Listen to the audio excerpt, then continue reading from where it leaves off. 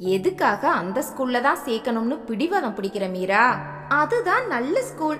ப்ரீகேஜில சேர்த்து விட்டுட்டா 12ஆம் வகுப்பு முடியிற வரைக்கும் கஷ்டமே இல்ல. தரமான பள்ளிக்கூடம். காலையில டிஃபனை கொடுத்து விட்டுட்டா மத்தியான சாப்பாடு அங்கேயே. ஆறி போனதை கட்டி கொடுத்து புள்ள சாப்பிடாம தவிச்சு எதுக்கு இந்த கஷ்டம்? கல்வியும் தரமா இருக்கணும், உடம்பும் கெட்டு போக கூடாது. புரியுதா? நீ எதையுமே பிராக்டிக்கலா யோசிக்கவே மாட்டியா? என்ன சொல்றீங்க? அந்த ஸ்கூல்ல வருஷ ஃபீஸ் என்ன தெரியுமா? கிட்டத்தட்ட 2.25 லட்சத்துக்கு மேல. தவிர புத்தகங்கள், கொண்டு போய் விடுற வாகனம் மாசத்துக்கு 20,000 ரூபாய் ஆகுது.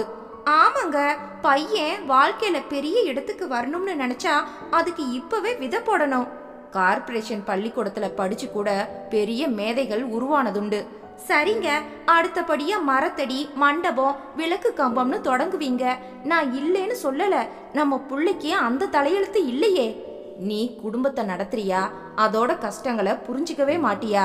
குடும்பம்னா எல்லாம் தான் இருக்கும். இது நம்ம சொந்த பிளாட்.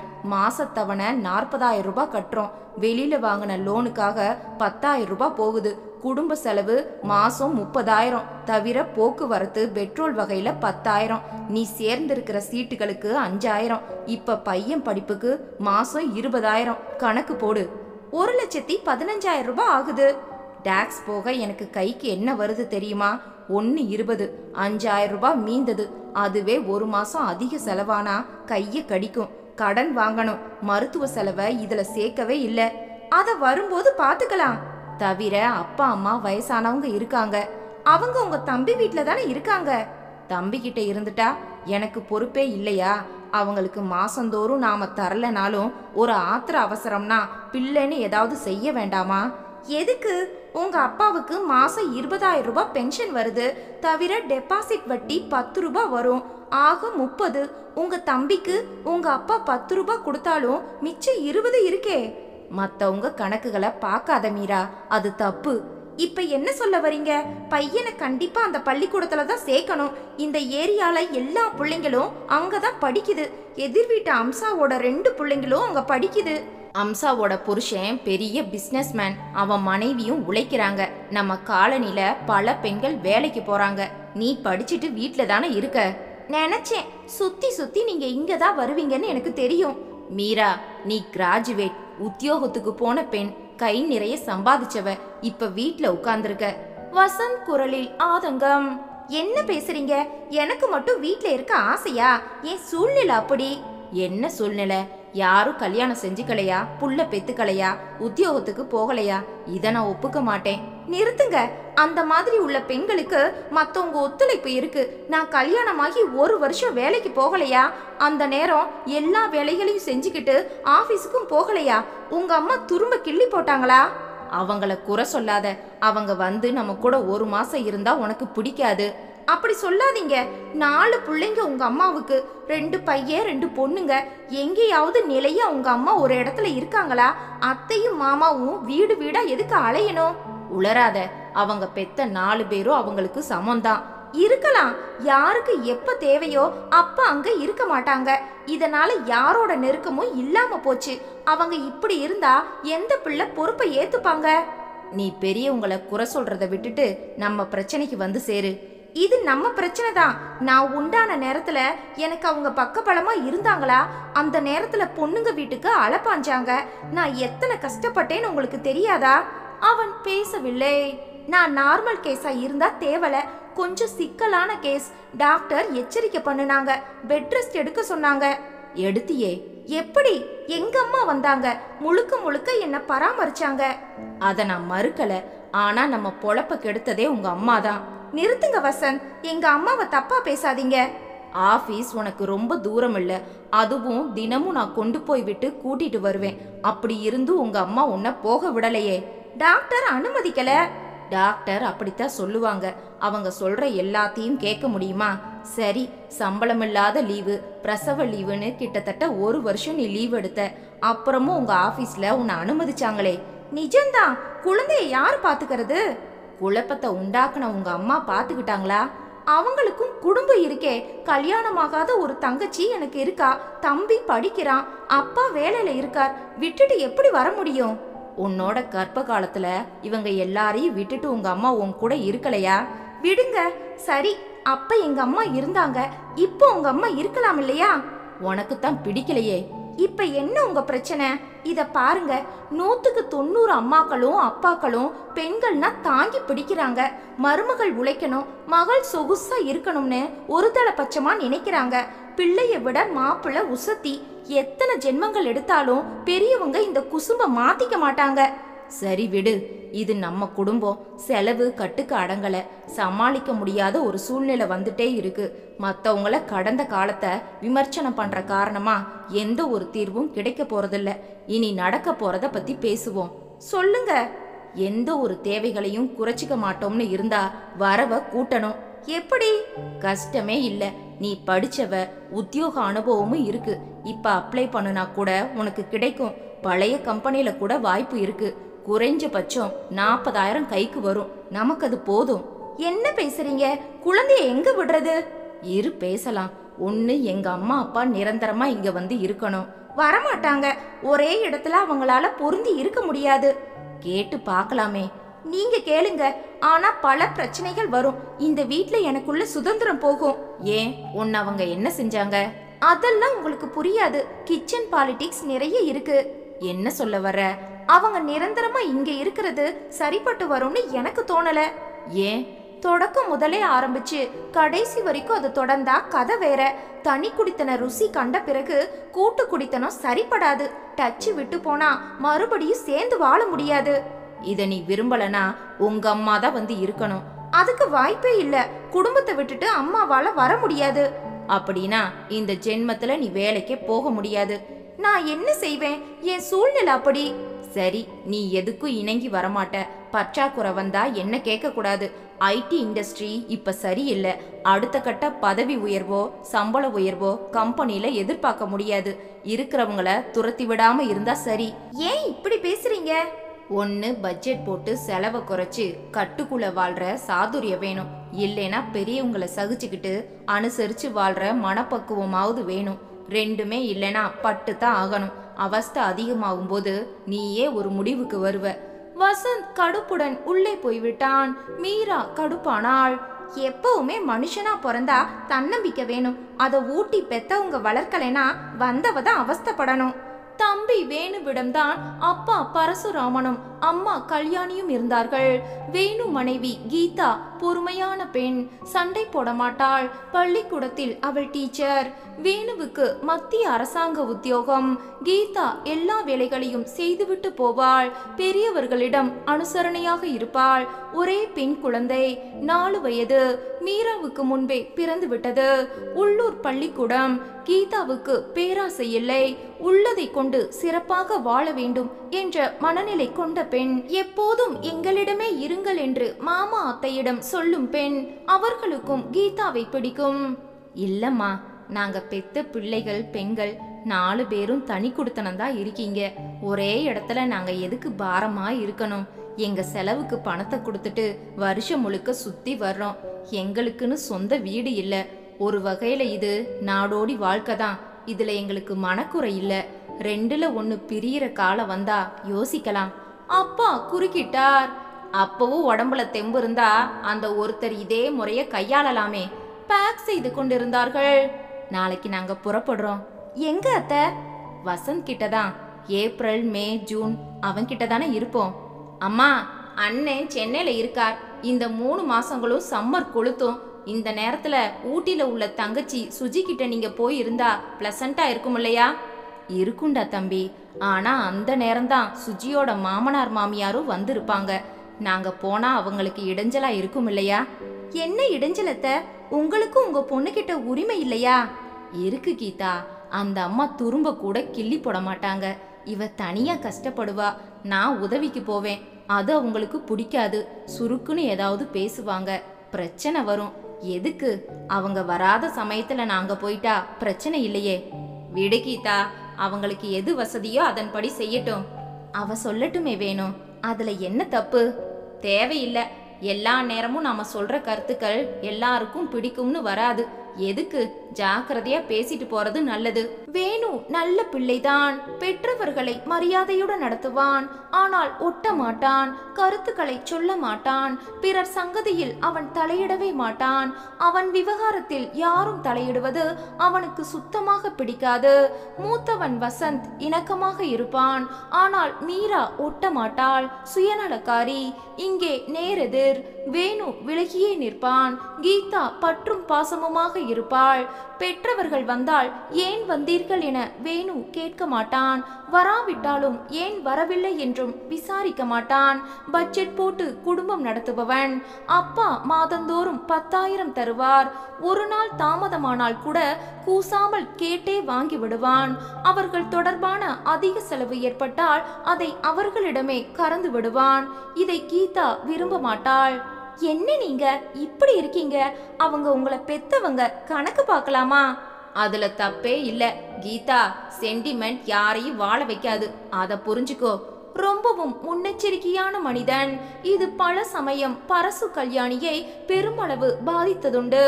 ஆனால் அவர்கள் பழகிவிட்டார்கள். இதோ புறப்பட்டு விட்டார்கள். காலை பரபரப்பாக இருந்தது. குழந்தைக்கு அட்மிஷன் வாங்க யாரிடமோ சிபாரிசு கடிதம் வாங்கி இருந்தாள் மீரா. வருஷத்துக்கு 2.5 லட்சம் பணமும் கட்டி சிபாரிசும் வேணுமா? இப்படி ஒரு பள்ளிக்கூடம் தேவைதானா? இங்க படிச்சு உலக புகழ் பெற்ற யாராவது ஒருத்தரை உன்னால காட்ட முடியுமா? வசந்த் கேட்க, இத பாருங்க, டென்ஷன் படுத்தாதீங்க. கால நேரத்திலேயே உங்களோட குதர்க்கமான கேள்விகளுக்கு பதில் சொல்ல எனக்கு பொறுமை இல்ல. வந்து பேசுறேன். இன்னைக்கே அட்மிஷன் முடிஞ்சிடுமா?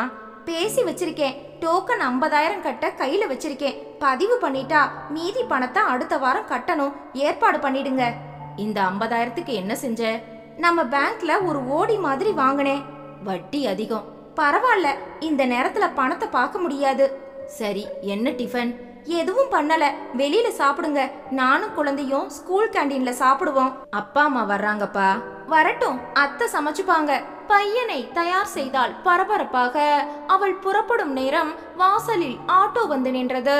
பரசுவும் கல்யாணியும் மூட்டை முடிச்சுக்களுடன் இறங்கினார்கள். அப்பா வாங்க. வாமா. வசந்த் அழைத்தான். மீரா அழைக்கவே இல்லை. இருவரும் உள்ளே நுழைந்து அமர கல்யாணி குழந்தையிடம் வந்தாள். ராஜா, பாட்டி வந்திருக்கேன்டா. தூக்கி கொள்ள வர, அத்தை அவன் குளிச்சு சுத்தமா இருக்கான். நீங்க ரயில்ல வந்திருக்கீங்க. நான் கோயிலுக்கு போயிட்டு ஸ்கூல் அட்மிஷனுக்கு போறேன். இப்ப அவனை தூக்காதீங்க. கல்யாணிக்கு முகம் விழுந்தது. இது புதிதல்ல. மீரா இந்த மாதிரி முகத்தில் அடிக்கும் பெண்தான். ஆனாலும் ஏறத்தாழ 9 மாதங்களுக்கு பிறகு வரும்போதே வரவேற்பு மோசமாக இருந்தது. அப்பா முகம் சிவந்து விட்டது. என்னங்க, நேரமாச்சு, நாங்க புறப்படுறோம். இவர்களிடம் சொல்லிக் கொள்ளாமல் அவளும் பிள்ளையும் வாசலில் இறங்கி நடக்க வசந்த் ஒரு மாதிரி தவித்தான். உள்ளே வந்தான். சாரிம்மா, அவ சுபா வந்தா உனக்கு தெரியுமே. நீங்க 2 பேரும் பல்ல தேய்ச்சிட்டு வாங்க. நான் காஃபி போட்டு தர்றேன். நீங்க குளிக்கிறதுக்குள்ள ஹோட்டல்ல போய் டிஃபனை வாங்கிட்டு வந்துடுறேன். ஏன்பா, வீட்ல எதுவும் செய்யலையா? இல்லம்மா, அவ அட்மிஷனுக்காக போறா. ஹோட்டல் வேண்டாம்ப்பா, குளிச்சிட்டு வீட்ல நான் செஞ்சிடுறேன். மாவு இருக்கா? அம்மா ஃப்ரிட்ஜை திறந்து பார்க்க காலியாக இருந்தது. சரி, பொங்கல் பண்ணிடுறேன். அரிசி மட்டும் இருந்தது. பருப்பு இல்லை, நெய் இல்லை. வசந்த், எதுவுமே இல்லையே, என்ன குடித்தனம் நடத்துறீங்க? அவன் பேசவில்லை. பாதி நாள் ஹோட்டல் தானா? உடம்புக்கு சேருமா? அது மட்டும் இல்லடி, காசுக்கும் கட்டுப்படியாகாது இல்லையா? உப்மா செய்ய ரவையும் இல்லையே. என்னங்க, நான் இப்பவே ஒரு லிஸ்ட் தரேன். நீங்க போய் வாங்கிட்டு வந்துடுங்க. காய்கறியும் வேணும். முதல்ல ரவை, தேங்காய், பச்சை மிளகா வாங்கிட்டு வந்துடுங்க. மற்றதுக்கு லிஸ்ட் கொடுத்துட்டு வந்துடுங்க. அவன் கொண்டு வந்து போட்டுருவான். அம்மா வேண்டாம், நான் வாங்கிக்கிறேன். நாங்க வாங்கினாலும் தப்பு இல்லப்பா. இது எங்க பிள்ளையோட குடும்பம் தானே. காஃபியை குடித்துவிட்டு அப்பா பட்டியலை வாங்கி கொண்டு உடனே புறப்பட்டார். நீ குளிச்சுட்டு வா வசந்த். வீடு அலங்கோலமா கிடக்கு, நான் சரி பண்ணிடுறேன். வந்ததும் ஏமா கஷ்டப்படுற? என்னடா கஷ்டம்? அப்பா வருவதற்குள் அம்மா பரபரவன வீட்டை ஒழுங்குபடுத்தினாள். அவர் தேவையான பொருட்களை கையில் கொண்டு வந்தார். அம்மா அடுத்த 20 நிமிடங்களில் ரவா உப்புமாவும் சட்னியும் மணக்க மணக்க தயாரிக்க, அம்மா, வசந்த் குரல் கொடுத்தான். என்னப்பா? சோப் வெளியில இருக்கு, பாத்ரூம்ல இல்ல. அம்மா எடுத்து வந்து தந்தாள். மூவரும் குளித்து முடித்து டிஃபனை சாப்பிட்டார்கள். நீ பண்ணுன உப்மா கேசரி மாதிரி இருக்குமா? அத்தனை ருசி. உன் கையால சாப்பிட்டு எத்தனை நாள் ஆச்சு? மத்தியானம் வருவியாப்பா? இல்லம்மா, இனி ராத்திரி தான். டிஃபன் வேண்டாம், சாப்பாடே பண்ணிடுமா. சரிப்பா. அவன் திரும்பவும் ஒரு டிகிரி காஃபியை குடித்துவிட்டு புறப்பட தயாரானான். பைக்ல தானே போற? ஆமாம்மா. ஏன் நொண்டி நொண்டி நடக்கிற? தசை பிடிப்புமா. காலையில ஆடு தசை இழுத்து பிடிச்சு நடக்க முடியல. இன்னைக்கு லீவு போடுப்பா, நான் மருந்து தடவி விடுறேன். எனக்கும் ஆஃபீஸ்க்கு போக பிடிக்கல. உங்க 2 பேரையும் பார்த்தே 9 மாசம் ஆச்சே. லீவை போட்டுட்டு வீட்ல இரு. மத்தியானம் நல்ல சமையலா பண்றேன். அப்பா ஏடிஎம் போய் பணம் எடுத்து கொண்டு வந்தார். 10 மணிக்கு மளிகை சாமான்கள் வந்து இறங்கியது. அரிசி, எண்ணெய், வெல்லம் என சகல பொருட்களும் இருந்தது. பையன் பில்லை நீட்டினான். ஏறத்தாழ 4700 ரூபாய். அப்பா, இப்ப நீங்க கொடுத்துடுங்க, நான் எடுத்துட்டு வந்து தர்றேன். நீ தரவே வேண்டாம். என்னடா கணக்கு? அம்மா கேட்டாள். வாசலில் காய்கறி வந்தது. அம்மா போய் பார்த்து பார்த்து வாங்கினாள். ஏறத்தாழ 800 ரூபாய்க்கு காய்கறிகளும் பழங்களும். 1 மணி நேரத்தில் வீட்டை பெருக்கி துடைத்து துணி தோய்த்து மாடு மாதிரி உழைத்தாள். சரி, நான் சமைக்கிறேன். மீராவும் குழந்தையும் சாப்பிட வந்துடுவாங்க இல்லையா? இல்லம்மா, அவ வெளியில சாப்பிட்டுதான் வருவா. அவளுக்கு நீ சமைக்க வேண்டாம். உனக்கு பிடிச்ச மிளகு குழம்பு, முளைக்கீரை மசியல், எலுமிச்சை ரசம் பண்ணட்டுமா? சூப்பர்மா. வெண்டைக்காயில ஒரு ஃப்ரை பண்ணட்டுமா? இல்லம்மா, சேம்பு ரோஸ் பண்ணு, அப்பளத்தை சுடுமா. சரிப்பா. எந்த ஸ்கூல்ல குழந்தைய போடுற? அப்பா கேட்க அவன் சொல்ல, கிடைக்குமா? ரொம்ப காஸ்ட்லி ஸ்கூலாச்சே. எதிர்காலம் நல்லா இருக்குமேப்பா. படிக்கிற பிள்ளைங்களுக்கு எங்க படிச்சாலும் எதிர்காலம் நல்லா இருக்கும்பா. வசந்த், நீ வா, உன் காலுக்கு மருந்து போடுறேன். சூடான தேங்காய் எண்ணெயில் கற்பூரத்தை குழைத்து அவனை உட்கார வைத்து கால்களில் கல்யாணி தடவி விட்டாள். அங்கு மருந்தை விட அம்மாவின் ஸ்பரிசம் வலியை போக்கியது. இப்ப தேவலையாப்பா? உன் ஸ்பரிசம் தாம்மா எனக்கு மருந்து. எப்படி இருக்கான் வேணும்? நல்லா இருக்கான்பா. கீதா ரொம்ப நல்ல பொண்ணு, ரொம்ப இணக்கமா இருப்பா. அவன் குரலில் ஏக்கம் இருந்தது. மனம் விட்டு நிறைய பேச வேண்டும் போல ஒரு தவிப்பு கூடியது. மீராவை விட்டு கொடுத்து பேச முடியாது. அம்மா அதை எதிர்பார்க்கவும் மாட்டார்கள். மருமகளோ மகளோ அம்மாவுக்கு பிறரை குறை சொல்வது அறவே பிடிக்காது. தன்னால் முடிந்த அளவுக்கு உழைக்க வேண்டும், விமர்சனம் அவசியமில்லை என்பது அம்மாவின் திடமான அபிப்பிராயம். பொதுவாக பெண்களிடம், வயதான பெண்களிடம் ஒரு பெருமூச்சும் ஆதங்கமும் குசும்பும் இருக்கும். அந்த சராசரி குணம் எதுவும் அம்மாவிடம் இல்லை. பாரபட்சமும் அறவே கிடையாது. நல்ல ஒரு தாய். அதை கீதா புரிந்து கொண்டு விட்டாள். மீரா புரிந்து கொள்ளவில்லை. அப்பாவின் குணம் நேரெதிர். பிடிக்காவிட்டால் யாராக இருந்தாலும் பார்க்க மாட்டார். படக்கென சொல்லி விடுவார். அது உடனே எரிச்சலை கிளப்பி ஒருவித புகைச்சலை உண்டாக்கிவிடும். சமயத்தில் வாக்குவாதம் வலுத்து பெரிய சண்டையில் கொண்டு போய்விடும். கீதா பேசவே மாட்டாள். மீரா விடமாட்டாள். வயது, உறவு முறை என எதையும் பார்க்காமல் பேச்சுக்கு பேச்சு இறங்கி விடுவாள். வசந்த் தவித்து போவான். அம்மா இதமாக ஆலோசனைகளை சொல்லுவாள். அதுவே மீராவுக்கு பிடிக்காது. பொதுவாக பேசிக்கொண்டே அம்மா சமையல் வேலையை தொடங்கிவிட்டாள். ஆவி பறக்க மனம் பரப்பும் சமையல் தயாராகிவிட்டது. வசந்த் ரசித்து ருசித்து ஒரு பிடி பிடித்தான். இப்படி சாப்பிட்டா ஒரே மாசத்துல நான் வெயிட் போட்டுருவம்மா. நீ இழைச்சிருக்கப்பா. முன்னெல்லாம் தளதளன்னு இருப்ப. நீ உன் பிள்ளை உடம்ப ஏத்த நினைச்சாலும் உன் மருமக விடமாட்டா. பிற்பகல் 3 மணிக்கு மீராவும் குழந்தையும் வந்தார்கள். தூங்கிக் கொண்டே வந்தான் பையன். படுக்கையில் கொண்டு வந்து போட்டாள் மீரா. ஆட்டோ நிக்கிறான், பணம் கொடுத்துடுங்க. வசந்த் கொடுத்து விட்டு வந்தான். நீங்க ஆபீஸ்க்கு ஏன் போகல? காலையில கால் இழுத்துக்கல, வலி தாங்க முடியல, அதான் லீவு போட்டேன். அம்மா மருந்து தடவி விட்டாங்க.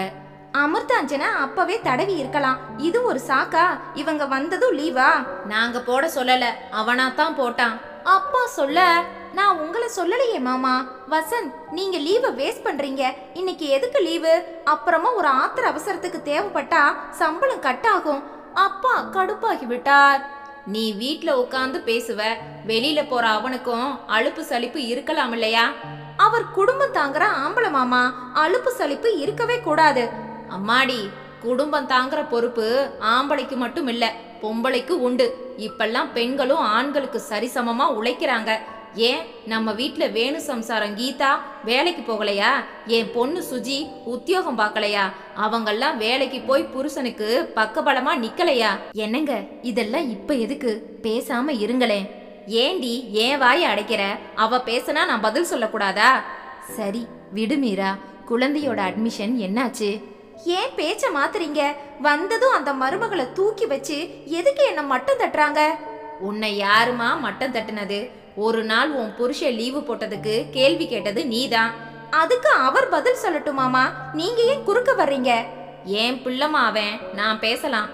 கூடவே இருக்கிற பொண்டாட்டி நான், கஷ்ட நஷ்டங்களை நான் தான் படணும். அப்படி ஒன்றும் நீ கஷ்ட நஷ்டங்களை படுற மாதிரி தெரியலையே. அவன் கஷ்டமே படக்கூடாதுன்னா படிச்சு நீ வேலைக்கு போகாம வீட்ல இருப்பியா? நானும் போயிட்டா குழந்தைய யார் மாமா பாத்துக்கிறது? நீங்க 2 பேரும் அந்த பொறுப்பை ஏத்துப்பீங்களா? என்னோட சிக்கலான பிரசவ நேரத்திலேயே நீங்க 2 பேரும் பொண்ணு வீட்ல தானே இருந்தீங்க. எங்க அம்மா தானே வந்து எல்லாம் செஞ்சாங்க. ஐயோ மீரா, பேசாம இரேன். முடிஞ்சு போன சங்கதிகள் இப்ப எதுக்கு? அத உங்க அப்பா கிட்ட சொல்லுங்க. வம்புக்கு இழுக்கிறது அவர்தான். இத பாருமா, நான் வம்புக்கு இழுக்கல. புள்ளைய சுமக்கிற பல தாய்மார்கள் வழி எடுக்கிற வரைக்கும் வேலைக்கு போறாங்க. கீதாவுக்கு வழி எடுக்கும் போது அவ வேலை பார்க்குற பள்ளிக்கூடத்துல தானே இருந்தா. ஏன் கதை அது இல்ல. எல்லார் கதையும் ஒண்ணுதான். உங்க அம்மா உன்னை போக விடல. வேலைக்கு போற டச்சு விட்டு போனா அப்புறமா போக தோணாது. நீங்க எப்பவும் இங்க இருந்து புள்ளைய பராமரிக்கிறீங்களா? நான் வேலைக்கு போறேன். நாங்க தயாரா இருக்கோமா? கல்யாணி சொல்ல. எதுக்கு கல்யாணி? வந்ததும் வாங்கன்னு கூட மீரா கூப்பிடல. இணக்கமா ஒரு பேச்சு இல்ல. இப்ப கூட என்கிட்ட சண்டை போடுறா. நம்மால எப்படி இங்க இருக்க முடியும்? நமக்கு வயசாச்சு. அன்பும் அனுசரணையும் இல்லாத இடத்துல பெரியவங்க எப்படி வாழ முடியும்? குற்றமும் குறையும் சதா காணக்கூடிய பெரியவங்களை சகிச்சுக்கிட்டு வாழ்றது எனக்கும் கஷ்டம்தான். ஐயோ, நீ நிறுத்த மாட்டியா மீரா? உங்க அப்பா கிட்டயும் இதை நீங்க பேசலாமே. இத பாருமா, வீட்டுக்குள்ள நுழைஞ்சதும் பார்த்தா ஒரு மளிகை சாமான் இல்ல, காய்கறி இல்ல, ஃப்ரிட்ஜில் பால் இல்ல, மாவு இல்ல. என்ன குடித்தனம் நடத்துற நீ? பெரியவங்க கிட்ட பேச மட்டும் தெரியுது. மீரா கடுப்புடன் நிமிர.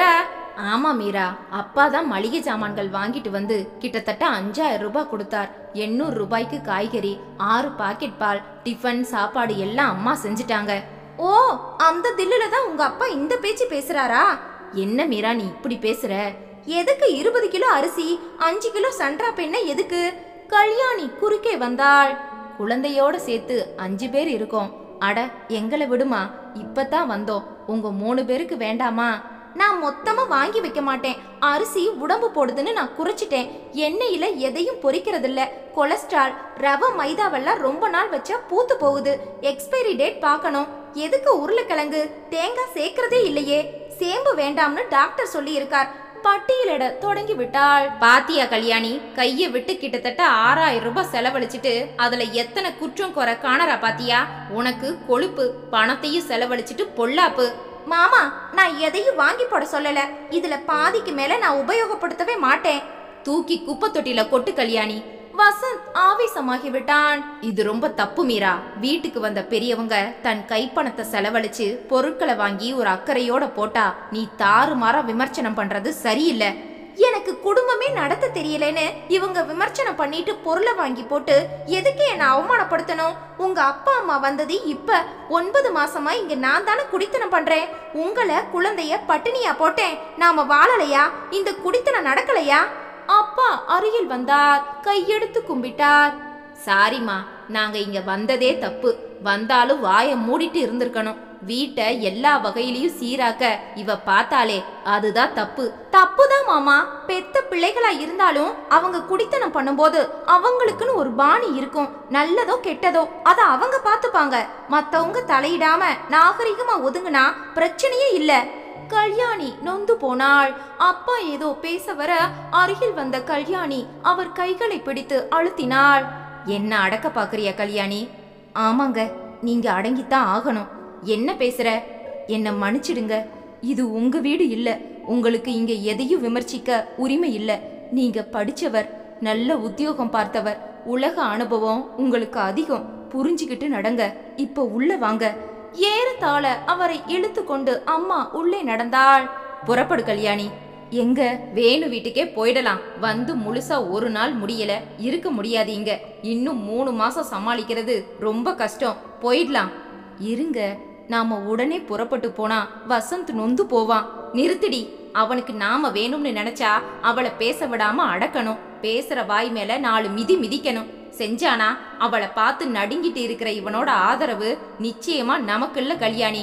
அப்புறமா எதுக்கு இங்க இருக்கணும்? தப்புங்க. அவன் காலம் முழுக்க அவ கூட தான் வாழணும். நம்மளை ஆதரிச்சு அவளை எதிர்த்தா அவனால நிம்மதியா இருக்க முடியுமா? அடங்கி போற மனைவியா இருந்தா ஆம்பளை தைரியமா பேசலாம். பேச்சுக்கு பேச்சு பேசுறவ கிட்ட என்ன செய்ய முடியும்? மீறி எதிர்த்தா விவகாரம் பெருசாகும். நம்ம வசந்த் பயந்த சுபாவம். சண்டை அவனுக்கு பிடிக்காது. இப்பவே நாம புறப்பட்டா அவன் மனசு புண்படும். வேண்டாம், 1 வாரம் விடுங்க. நீங்க அவளை கண்டுக்காம எதுவும் பேசாம இருந்தா 3 மாசத்தை ஓட்டிட்டு கிளம்பிடலாம். எனக்கு தோணல தாக்கு பிடிக்க முடியும்னு. பொறுமையா இருங்க. நமக்கும் வயசாகுது. எல்லாரையும் பகைச்சுக்கிட்டு வாழ்றது சரியில்லை. அனுசரிச்சு போறதால தப்பு இல்ல. கீதா தேவல எதுவும் பேச மாட்டா. அது சரி, வேணு பேசுவானே, அவன் பேசினா மட்டும் நான் விடுவனா? நீங்க விடலையே. போன வாரம் என்ன நடந்தது அங்க மறந்து போயிட்டீங்களா? அவர் பேசவில்லை. கல்யாணிக்கு அது மறக்கவில்லை. மனதில் அப்படியே நின்றது. வேணு வீட்டில் இரவு சமையலுக்கான வேலைகளில் கீதா ஈடுபட்டிருந்தாள். கூடமாட கல்யாணி உதவி செய்ய, அத்தை நான் பாத்துக்கிறேன், நீங்க டிவி பாருங்க போங்க என்றாள். கல்யாணி கூடத்துக்கு வர பரசு பழைய பாடல்கள் ஓடும் ஒரு சேனலை பார்த்து கொண்டிருந்தார். அவருக்கு எப்போதும் பழைய பாடல்கள் தான் பிடிக்கும். அதுவும் கண்ணதாசன், MSV, சிவாஜி, எம்ஜிஆரின் ஆதிக்கம் தலைவிரித்தாடும். இனிமைதான், மறுக்க முடியாது. அதுவும் கருப்பு வெள்ளை படம் தான் அவருக்கு பிடிக்கும். பேத்தி வந்து வேறு ஏதோ ஒரு சேனலை மாற்ற அவருக்கு கோபம் வந்து விட்டது. எதுக்குடி மாத்திர? போ தாத்தா, இது போர் அடிக்குது, எனக்கு வேண்டாம். படிக்கிற பிள்ளைக்கு எதுக்கு டிவி? படிக்கிற வழிய பாரு. உள்ளே நுழைந்தான் வேணு. விடுங்களேன்பா, குழந்தை அவளுக்கு எது விருப்பமோ பாக்கட்டுமே. தப்பு வேணும். பசங்களை இஷ்டத்துக்கு அவுத்து விட்டா அதுங்க உருப்படாம போகும். ஏன்பா பெரிய வார்த்தைகளை பேசுறீங்க? அது உண்மைடா. இல்லப்பா, அத அழகா சொல்லுங்க. சாபம் மாதிரி பேசாதீங்க. அவ சொல்ல பெரியவங்க பயன்படுத்தக்கூடாது. அது நல்லதில்ல. அது எனக்கு தெரியாதா? திட்டும் போதும் கண்டிக்கும் போதும் வார்த்தைகளை தேர்ந்தெடுத்தா பேச முடியும். டிவியில நிறைய சேனல்கள் இருக்கு. கலர்ஃபுல்லா எத்தனையோ இருக்கு. எல்லாத்தையும் பார்க்கணும்ப்பா. எனக்கு இதுதான் பிடிச்சிருக்கு. அப்பா, வீட்ல டிவி உங்களுக்கு மட்டும் இல்ல, எல்லாருக்கும் தான். வேலை முடிச்சு நாங்க வர்றோம்னா எங்களுக்கும் தேவைப்படும். எதுக்காக வேணும் குழந்தைய வச்சுக்கிட்டு நீ இந்த மாதிரி பேசுற? அப்புறம் அவ எப்படி என்ன மதிப்பா? நீங்க பேசும்போது நான் பேசாம இருக்க முடியுமாப்பா? உங்களுக்குன்னு இந்த வீட்ல ஒரு ரூம் இருக்கு. வேணும்னா அதுல ஒரு டிவி வாங்கி வச்சுக்கிட்டு உங்களுக்கு பிடிச்சத பாத்துக்கிட்டே இருங்க. அப்ப இதுல நீ பார்க்காதன்னு சொல்றியா? அப்படி சொல்லல, எல்லாரையும் பார்க்க விடுங்க. கடுப்பாகி எழுந்து உள்ளே போய்விட்டார். கீதா வெளியே வந்தாள். என்னங்க, மாமாவுக்கு எது விருப்பமோ அதை பார்க்கட்டுமே, ஏன் விவாதம்? தப்பு கீதா, பெரியவங்களை மதிக்க வேண்டியதுதான். அது எனக்கும் தெரியும். ஆனா அவங்க சொல்ற எல்லாத்துக்கும் தலையாட்ட முடியாது, கூடவும் கூடாது. அவங்கள நாம அவமானப்படுத்த கூடாது. அதுக்காக நம்ம சுதந்திரத்தை கலைச்சு நம்மள அவங்க டாமினேட் பண்ணக்கூடாது. அப்பா வேகமாக வெளியே வந்தார். யாரையும் இங்க டாமினேட் பண்ணல. மத்தவங்க விஷயத்துல நான் எப்பவுமே தலையிட மாட்டேன். சரிப்பா, எனக்கு இதுதான் வேணும்னு பிடிவாதம் பிடிச்சா மத்தவங்க விருப்பத்தை அது பாதிக்குதே, அது தப்பு இல்லையா? என்ன இப்ப உன் பொண்ணு விருப்பத்துக்கு டிவி பார்க்கணும், நான் கூடத்துக்கே வரல, போதுமா? ஏன்பா இப்படி கோவப்படுறீங்க? நீங்க ஹாலுக்கு வரக்கூடாதுன்னு நான் சொன்னனா? அதை தவிர எல்லாம் சொல்லியாச்சு. நீ இப்படி மடிச்சு பேசுறதுக்கு நேராவே என்கிட்ட பேசலாம். வேணும் பேசுறேன்ப்பா. நீங்க எனக்கு முக்கியம்தான். அதை விட என் பொண்ணு முக்கியம். நாங்க உன்னை ஆளாக்கி வாழ வச்ச காரணமாத்தான் உன் பொண்ணு பிறந்தா. என்ன பேச்சுப்பா இது? ஆளாக்குறது தியாகம் இல்ல, கடமை தான். அது உனக்கும் உண்டு. நான் மறுக்கலையேப்பா. கீதா பதறி விட்டாள். எதுக்கு வாக்குவாதம்? நீங்க 2 பேருமே கடமை தவறாதவங்க தான். சர்ச்சை எதுக்கு? சாப்பிட வாங்க. வந்துட்டேன். மாமா, சப்பாத்தி ரெடி. குருமாவும் சூடா இருக்கு, கை கழுவிட்டு வாங்க. இல்லம்மா, எனக்கு வேண்டாம். கோவப்படாதீங்க மாமா, உங்க பிள்ளை தானே. அப்படி விட முடியாதுமா. வயசானாலும் ரோசா இருக்குல்ல. கீதா அருகில் வந்தாள். குரலை தளைத்து கொண்டாள். அவர் பேசினது உங்களை புண்படுத்தி இருந்தா நான் மன்னிப்பு கேட்டுக்கிறேன் மாமா. சாப்பிட வாங்க. சரிம்மா, வர்றேன். கீதா வெளியே வந்தாள். நீ எதுக்கு மன்னிப்பு கேட்கிற? அப்படி நான் என்ன தப்பா பேசிட்டேன்? டிவி விஷயத்துல அடாவடிய அவர் தான் ஆரம்பிச்சார். இந்த 3 மாசமா அவர் படுத்துற பாடு தாங்கல. முடியல என்னால. எத்தனை தான் பொறுத்து போறது? அப்படியெல்லாம் சொல்லாதீங்க. இல்ல கீதா, பரஸ்பரம் புரிதல் வேணும். இல்லைன்னா யாருக்கும் நிம்மதி இருக்காது. இத பாருங்க, அவரை மட்டும் குறை காண வேண்டாம். நீங்களும் பொறுத்து போற மனுஷன் இல்ல. வசந்த் மாமா வாய் பேச மாட்டார், நீங்க விட்டு தர மாட்டீங்க. 2 கை தட்டுனா தானே சத்தம், ஒரு கையால ஓசை எழுப்ப முடியாது. விடுங்க. அன்று இரவு பரசு கொதிச்சலில் இருந்தார். இங்க நம்ம கணக்கு முடிய போகுது கல்யாணி. ஒரு வாரத்துல புறப்படத்தான் போறோம். அது வரைக்கும் தாக்கு பிடிக்க முடியுமா? நீங்க ஏன் இப்படி இருக்கீங்க?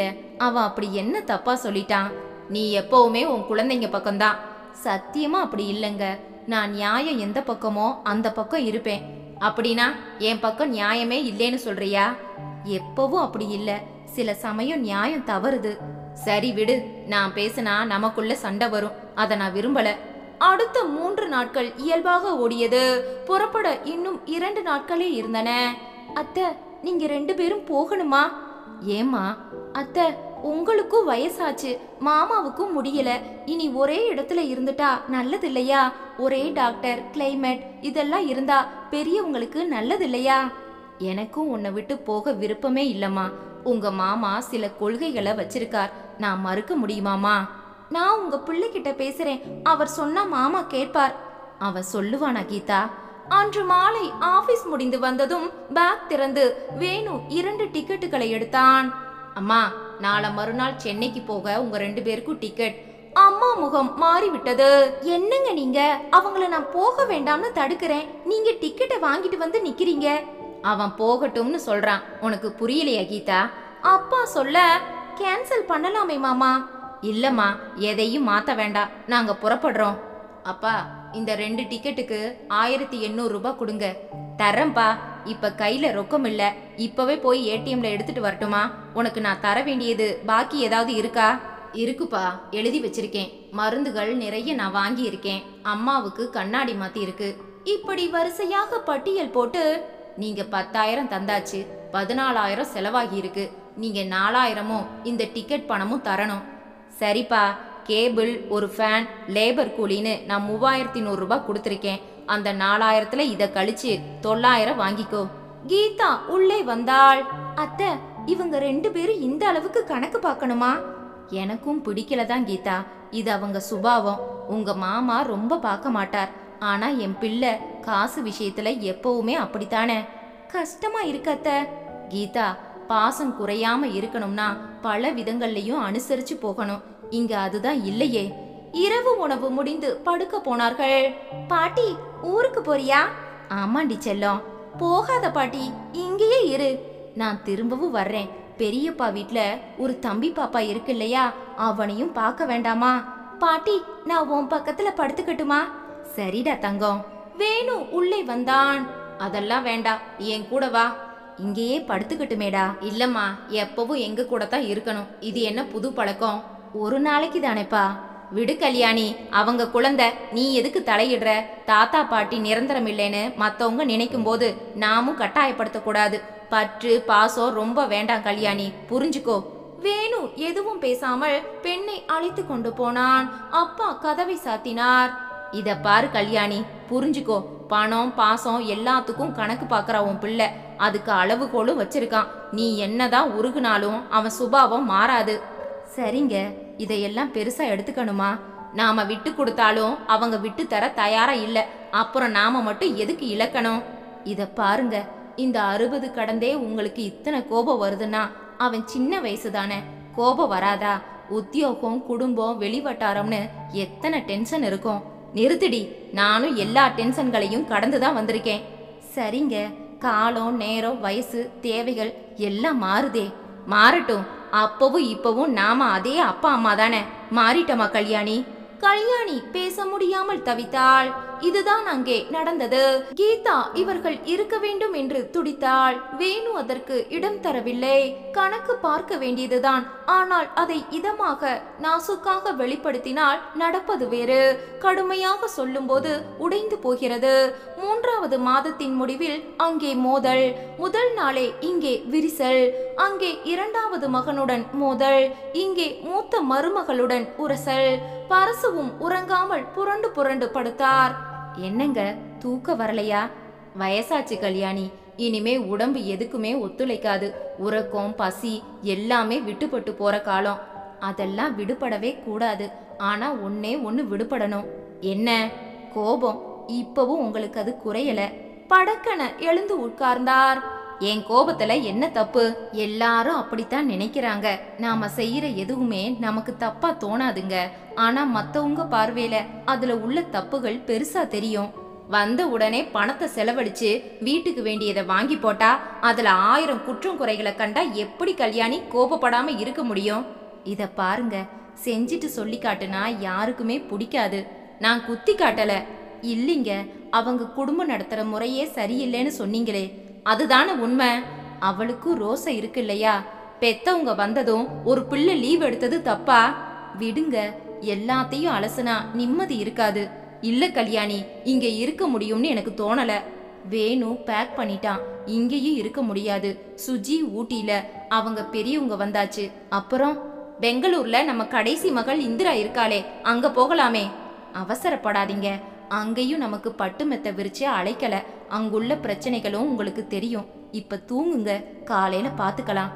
தலைவலி தாங்கல கல்யாணி. நான் தைலம் தடவி விடுறேன். கல்யாணி மடியில் தலை வைத்து அவர் படுத்தார். கல்யாணி இதமாக தைலம் தடவி நெற்றியை பிடித்து விட்டாள்.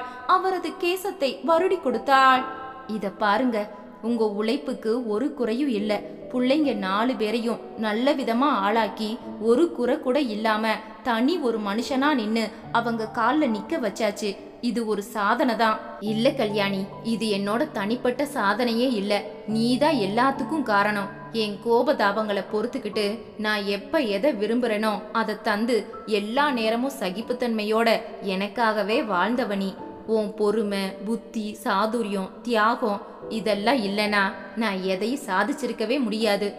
இது தியாகம் இல்லைங்க, ஒரு நல்ல மனைவியோட கடமை. அதைத்தான் செஞ்சேன். நீங்களும் சளைக்காம உழைச்சிங்க. கொஞ்சம் கூட சோர்ந்து போகல. இப்பவும் நாம மத்தவங்க தயவுல வாழலையே. நம்ம சாப்பாட்டுக்கான பணத்தை கொடுத்துட்டு தானே வாழ்றோம். மெடிக்கல் செலவுக்கு கூட அவங்க யாரும் தரலையே. நம்ம பணம் தானே போகுது. இந்த வயசுலயும் தன்மானத்தோட நீங்க தலை நிமிர்ந்து தானே நிக்கிறீங்க. பெருமையுடன் அவர் நிமிர்ந்து பார்த்தார். ஆனா என்ன, கோபத்தை மட்டும் நீங்க குறைச்சிட்டா போதும். முடியலையே. முடியணும். இத பாருங்க, பிள்ளைங்களுக்கு நம்ம செலவுக்கான பணத்தை தந்துடுறோம். உடல் உழைப்பையும் முடிஞ்ச வரைக்கும் தருவோம். எதுக்கும் பெருசா கணக்கு பார்க்க வேண்டாம். அவங்க சுதந்திரத்துல தலையிட வேண்டாம். இது அவங்க குடும்பம். அவரவர் விருப்பத்துக்கு அதை நடத்தட்டும். நம்மோட கருத்துக்களும் அபிப்பிராயங்களும் தேவைன்னு கேட்டா சொல்லலாம். அந்த மாதிரி தாமரை இலை தண்ணீர் மாதிரி வாழ்ந்துட்டா குழப்பமே இல்லைங்க. அத அவங்களும் புரிஞ்சுக்கணுமே கல்யாணி. புரிஞ்சுப்பாங்க. முன்கை நீண்டாதான் முழங்கை நீளும். கொடுத்தாலும் அடிச்சாலும் இதே தத்துவம் தான். அவர் பேசவில்லை. எனக்குள்ள ஒரு கேள்வி இருக்கு கல்யாணி. என்னது? நமக்கு மாசம் 30,000 பணம் வருது. இவங்களை எல்லாம் தொங்கிட்டு இவங்க முகம் பார்த்துட்டு வாழ்றது எதுக்கு? வாடகைக்கு ஒரு வீடு எடுத்துட்டு நாம குடித்தனம் பண்ண இந்த பணம் போதாதா?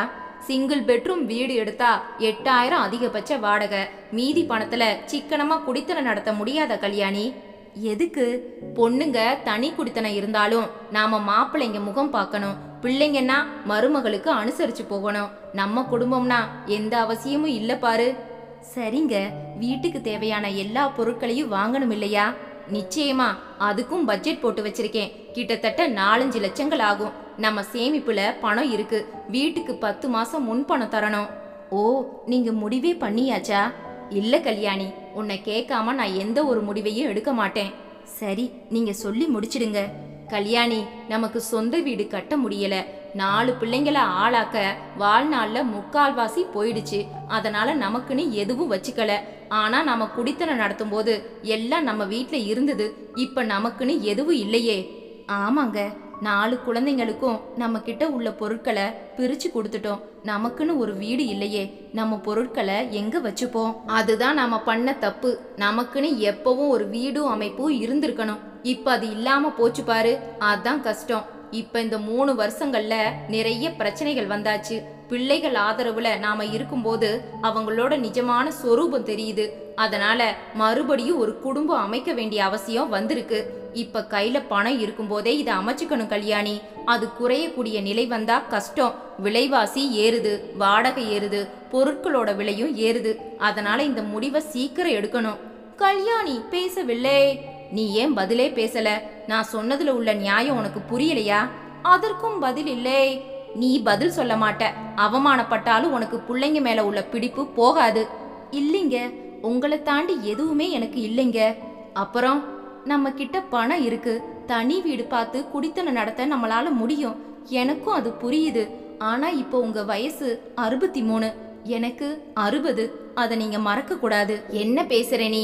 இப்பவும் என் உடம்புல தெம்பு இருக்கு. நான் பஸ்ல தான் போறேன், துணி துவைக்கிறேன், பாரம் தூக்குறேன், எல்லாம் செய்யறேன். ஏன் குடித்தனம் நடத்த முடியாது?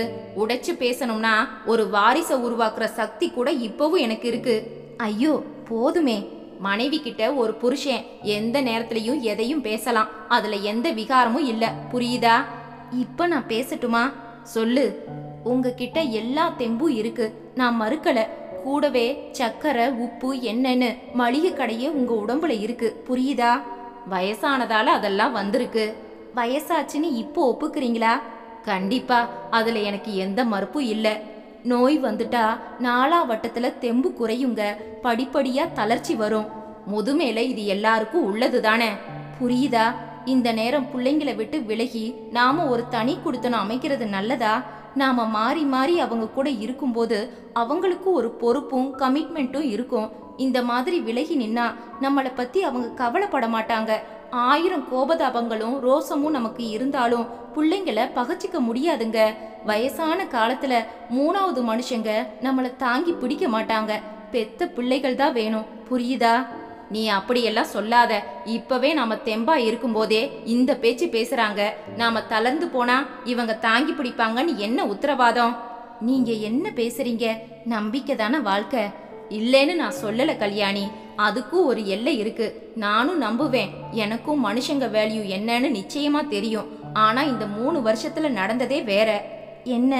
நான் சர்வீஸ்ல இருந்தப்ப பார்த்த முகங்களும் இப்ப பாக்குற முகங்களும் வேற வேற. நீங்க சர்வீஸ்ல இருக்கும்போதே 4 பிள்ளைங்களுக்கும் கல்யாணம் நடந்தாச்சு இல்லையா? நடந்தாச்சு. எல்லாருக்கும் ஏறத்தாழ குழந்தைகளும் பிறந்தாச்சு இல்லையா? ஆமா. என்ன வித்தியாசம்? அப்ப இந்த அலட்சிய போக்கு யாருக்குமே இல்ல கல்யாணி. அது அப்படி இல்லைங்க. யாரையும் கூர்ந்து கவனிக்க உங்களுக்கு நேரம் இல்ல. காலையில போனா ராத்திரிக்கு வருவீங்க. ஞாயிறு ஒரு நாள் தான் ஓய்வு. அன்னைக்கு ஏதாவது வேலைகள் இருக்கும். நீங்க பரபரன்னு இருந்த காரணமா எதுவும் கண்ணில் படல. அப்படின்னா? ஆமாங்க, எல்லா பிரச்சனைகளும் அப்பவும் இருந்தது. நீ ஏன் என்கிட்ட சொல்லல? ஒரு நல்ல பெண்மணி, நியாயமான தாய், குடும்பத்துல நடக்கிற எல்லாத்தையும் புருஷன்கிட்ட போட்டு கொடுத்துட்டே இருந்தா குடும்பத்துல குத்து வெட்டு தான் நடக்கும். அமைதி குலைஞ்சு போர்க்களமாகும். நீ மறைச்சியா? ஆமாங்க, சில விஷயங்களை உங்க கவனத்துக்கே நான் கொண்டு வரல. உங்க கோப குணம் தெரிஞ்ச காரணமா நான் வெளியில விடல. போதுமா? நீயே அவஸ்தைப்பட்டியா கல்யாணி? இது அவஸ்தைன்னு நான் நினைக்கல. பொண்ணா பிறந்தா பொறுமை வேணும். ஆசை அதிகமுள்ள ஆணும் கோபம் அதிகமுள்ள பெண்ணும் நிம்மதியா வாழ்ந்ததா சரித்திரமே இல்லைன்னு சொல்லுவாங்க. சீதா தேவி பிறந்த பூமி இது. பொறுமைக்கு இலக்கணமே அவதான். பொம்பளைக்கு அதிகபட்ச பொறுமையும் சகிப்புத்தன்மையும் இல்லைனா குடும்பம் உடையும் சிதறும். நான் உங்களுக்கும் பிள்ளைங்களுக்கும் மத்தியில உள்ள பாலத்தை வலுப்படுத்தணும். அதை தகர்க்கிறவளுக்கு பேரு தாய் இல்லைங்க. அவர் பிரமித்தார். இன்னைக்கு இல்ல, என்னைக்கும் இதே மாதிரி இருக்க என்னால முடியும். மீரா கோவப்படும் போது பேசும்போது அவளையே மருமகளா பாக்குறீங்க. அப்பதான் சுய கௌரவம் தலை தூக்கும். மகளா பாருங்க.